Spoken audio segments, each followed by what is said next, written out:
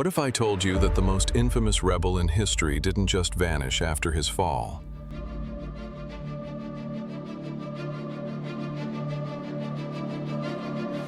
We've all heard about Lucifer being cast out of heaven, but what happened after that? Where did he go, and what did he do? Today, we're diving into a story you won't find in the usual retellings. A tale of defiance, ambition, and a kingdom forged in flames. This isn't just about good and evil. It's a saga that's echoed through time, and it's about to unfold in a way that'll stick with you. So, let's jump in, because what comes next might just blow your mind. Lucifer wasn't always the dark figure we know today. Once, he was heaven's shining star, the most beautiful and powerful angel, called the bringer of light. He had it all: favor, glory, and a place at God's side. But something shifted. His pride grew too big, his ambition too wild. He didn't just want to serve, he wanted to rule. So he rallied other angels and waged war against God himself. The heavens trembled as swords clashed and light battled light. But God's power was absolute. With a single, earth-shaking command, Lucifer and his rebels were hurled out, falling into the unknown. When Lucifer hit the ground, it wasn't a quiet landing. His wings burned away as he plunged into the fiery depths of hell. But here's where it gets interesting. He didn't break. Standing amidst the ashes, his eyes glowed with a fierce, unyielding fire. He looked at the barren chaos around him and saw not defeat, but a blank canvas. "If I can't rule in heaven," he vowed, "I'll rule in hell." And that's exactly what he did. He molded the wasteland into his own domain, raising jagged fortresses of black stone and igniting rivers of molten flame. Hell wasn't just a punishment, it became his kingdom, a dark reflection of the paradise he'd lost. Lucifer wasn't alone down there. The angels who fell with him twisted into something new. Demons, each one a shadow of their former selves. There was Beelzebub, now a hulking, fly-winged beast. Leviathan, a serpentine giant lurking in the depths. And Asmodeus, whose charm hid a dangerous edge. They became his council, his generals, helping him carve order from the madness.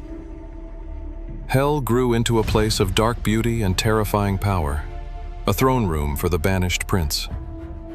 But Lucifer's sights weren't fixed on hell alone. He had bigger plans, and they involved us. To strike back at God, Lucifer turned to humanity, God's pride and joy. He slipped into the Garden of Eden, smooth as a shadow, and spoke to Eve. With a few clever words, he offered her the forbidden fruit, and she bit. That moment changed everything. Humanity stumbled, and Lucifer smiled. But he didn't stop there. Over time, he tested the strongest souls.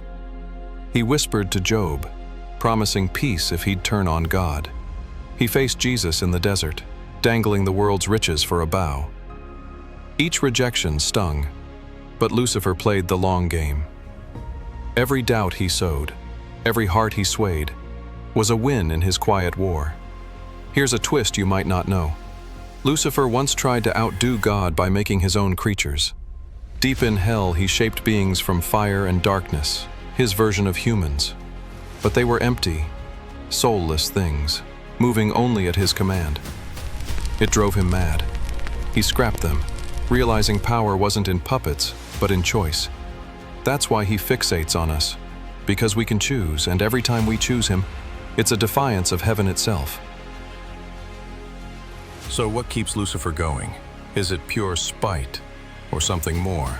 Some say he's a rebel with a cause, fighting against a ruler he saw as unfair. Others call him a lost soul, haunted by the light he can't reclaim. His story's been painted across history, in Dante's fiery verses, in Milton's epic lines, because it hits something deep, the pull of freedom, the price of pride. He's not just a villain, he's a question mark, challenging everything we think we know. Lucifer's fall wasn't the end, it was a beginning. From a burned-out angel, he rose as hell's king, tempting humanity and defying fate. But here's what lingers. Is he evil or just misunderstood? A tyrant or a freedom fighter in his own mind? His story lives in us all, that spark of rebellion, that urge to push limits. The real mystery is what we do with it. Will it drag us down or lift us up? Next time you feel that fire inside, think of Lucifer and choose your move. If this tale hooked you, hit like, share it, and subscribe for more stories that twist the past into something new.